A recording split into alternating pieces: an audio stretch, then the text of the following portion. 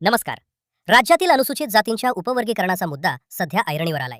मात्र हे उपवर्गीकरण करताना काही धक्कादायक आकडेवारी समोर येत आहे. विशेषतः मातंग समाजाला या उपवर्गीकरणाचा मोठा फटका बसण्याची शक्यता वर्तवली जात आहे. याचं मुख्य कारण म्हणजे गेल्या काही दशकातील दोन्ही समाजांच्या लोकसंख्या वाढीमध्ये असलेली मोठी विसंगती.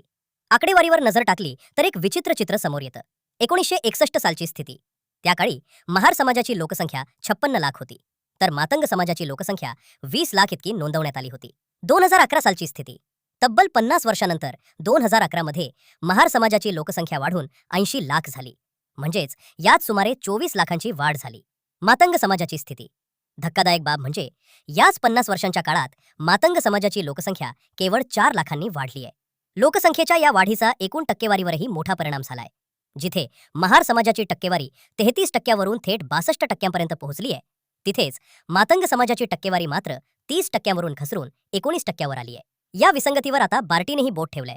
2023 मध्ये 59 जातींच्या उपवर्गीकरणासाठी जो तुलनात्मक अभ्यास करण्यात आला, त्या अहवालात या लोकसंख्येच्या आकडेवारीवर आश्चर्य व्यक्त करण्यात आलंय. माजी समाज कल्याण आयुक्त मधुकर गायकवाड आणि बार्टीचे महासंचालक सुनील वारे यांनी हा अहवाल तयार केलाय. आता प्रश्न असा निर्माण होतोय की जर लोकसंख्येची ही आकडेवारी अशीच राहिली तर उपवर्गीकरणानंतर मिळणाऱ्या आरक्षणाच्या लाभावर याचा काय परिणाम होईल? मातंग समाजाला खरोखरच लोकसंख्येच्या प्रमाणात न्याय मिळेल की हा फटका अधिक गडद होईल? या विशेष बातमीसह तुर्तास इथेच थांबतोय. पाहत रहा टॉप शॉट चॅनल.